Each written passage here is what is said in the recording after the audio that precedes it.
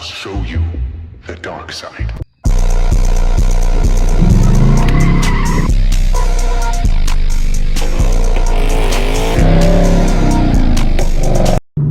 Alright guys, well, my name's Detroit. I'm going to be doing my good old-fashioned 3-month Mustang review.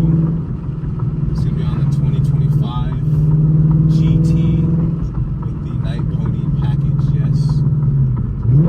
I did opt out and get the manual, and I do have some mods on it. We're going to see,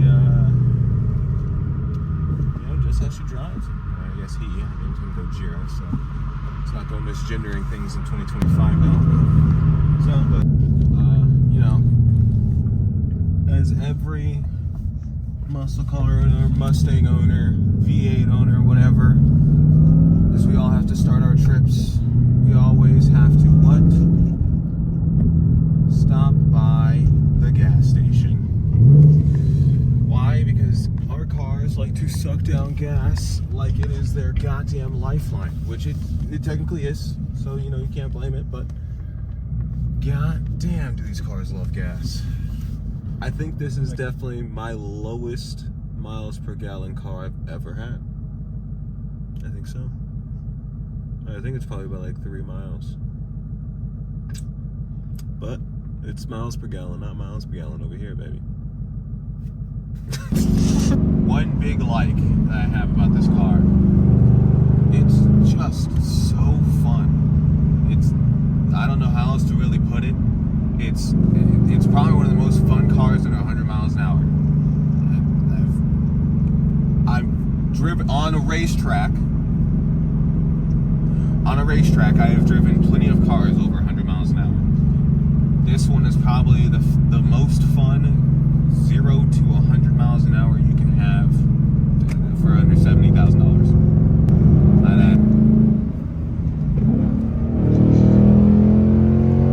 Being able to just whip around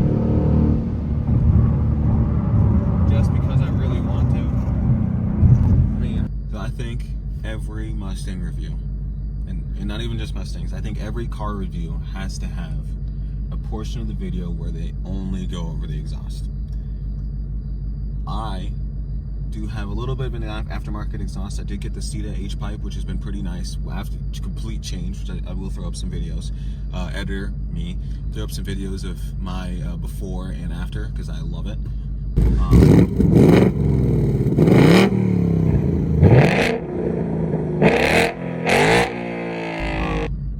But I will be going over mine. In order for us to change the exhaust modes, we'll go to here, which is going to be the My Mustang button. That's a little pony right there.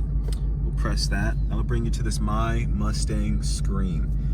This My Mustang screen is pretty dope. We can go through a whole bunch of different options here. This car also came with rev matching, which I will have to demonstrate that later because it's kind of hard to explain, but essentially when you downshift, it rev matches you. It matches your RPMs to kind of keep you in your power band, essentially. We can also adjust the way that the dash over here looks. We can also change that. So that's the sport mode. This is the track mode. This is the calm mode, which I don't ever use just because why? You can also put it onto the classic, which I think is super dope. If you ever want to get classic with the old 67. You can also put it on the Fox body, which I still think that's the one I really cruise with. I think that's one of the coolest ones ever. And then you can also put it on the Cobra, which, for anyone that likes Cobras, which I'm not saying the Cobra's a bad car at all. I'm not saying that, but if the Cobra's your thing and you want to look like the Cobra, you can do that. But like I said, I like mine on the Fox body.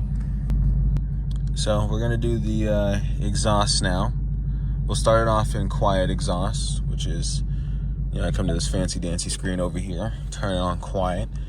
As you can tell already, it gets a bunch quieter. We'll do this a couple revs. So the car's been sitting here for a little bit.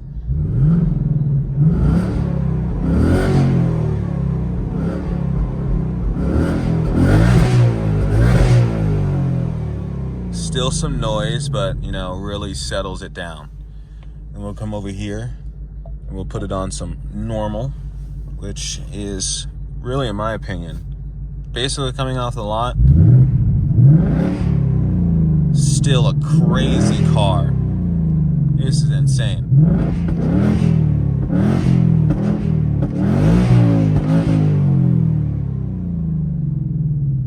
And that's just normal. I will say, I'm gonna put it on sport. You can't really tell the difference between normal and sport, or track. Sport and normal. Sport and track, Jesus Christ. You really can't tell the difference between sport and track too much. But you can if you got a good ear, especially with your downshifts.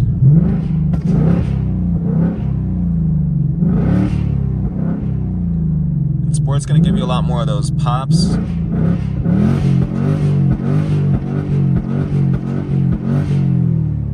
Like that. Oh my God. I will say, guys, one thing I'm obsessed with this car is the exhaust. Oh my goodness. And this is gonna be the track mode.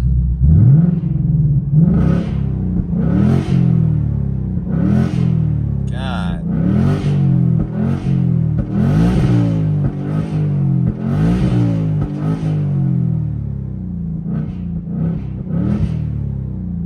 Oh my goodness. And for anyone asking, yes, my neighbors do hate me. But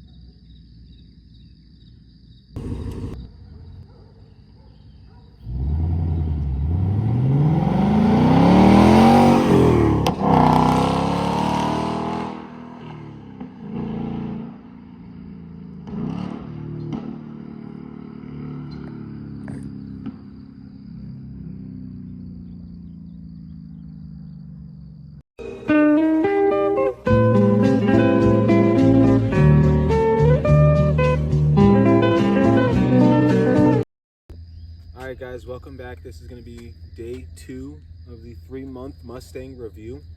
Here, of course, we have the beautiful 5.0 Mustang GT. This is going to be the 2025 Night Pony Edition. It's going to make this thing, a couple things like the badge here blacked out. Also gives you the stock rims in the black color instead of the, I think they come with chrome. It's also going to give you a couple other things, mostly on the interior. That's going to be the blacked out. But yeah, here is the Mustang GT. Of course, we also have those big old red Brimbos that I was talking about yesterday. Those are going to give you that little bit of extra stopping power compared to some of the older models, the 2018s and before. So, like I was saying, we have the 2025 GT. Another thing that came with the 2025 GT is these special headlights here. I do really like these headlights. They do make a pretty cool, little thing on them. When you turn them on and when you lock them, they turn straight off, which I think is super dope. We're also gonna come over here. We're gonna check out the interior a little bit. So, right now, since it's my daily, and since we did have to drive to get out here, it does have things in it, but the front two seats, the front and the passenger is spacious enough. You got enough view or enough leg room to sit down and enjoy it, and really just ride in comfort. And then next, we'll move on over here to the trunk. And also, this is what I was meaning by the back of the GT. I know a lot of people don't really like this. I know it is a little different to see it across when you're driving it. It does make it look a little bit small, especially compared to the S550. I think the S550 taillights were amazing. I think the tail of the S550 was truly one of the greatest looking taillights you could have. Definitely don't dislike it. And here we are with the trunk. It's got a lot of space, especially compared coming from the EcoBoost. You got a lot of space here on the trunk. We'll also come over here and we'll check out some of these little hidden packages that they have, little hidden Easter eggs that they have here. This one's a little car.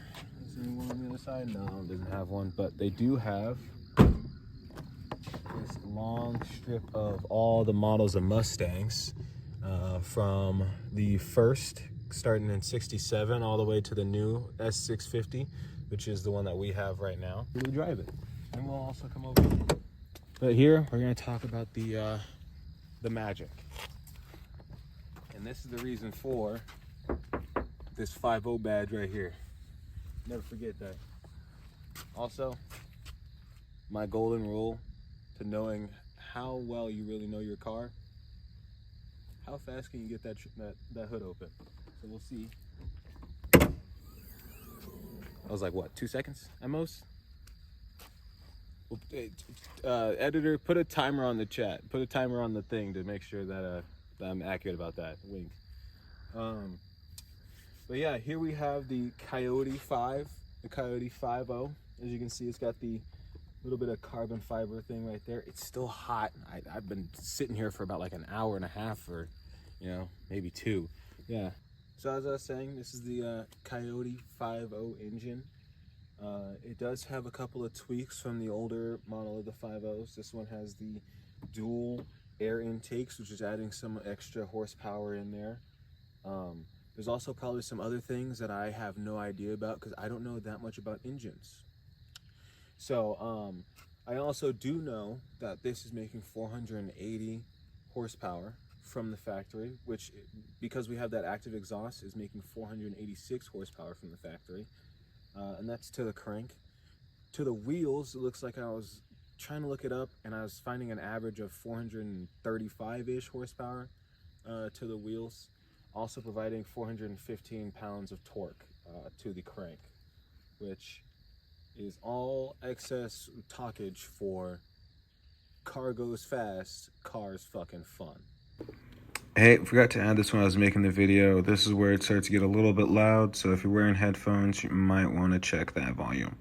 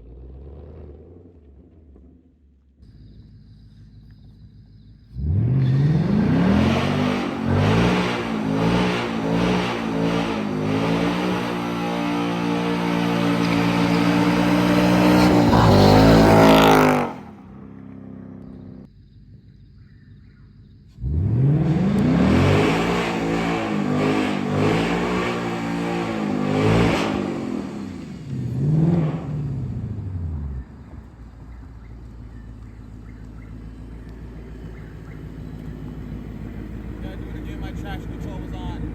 Huh?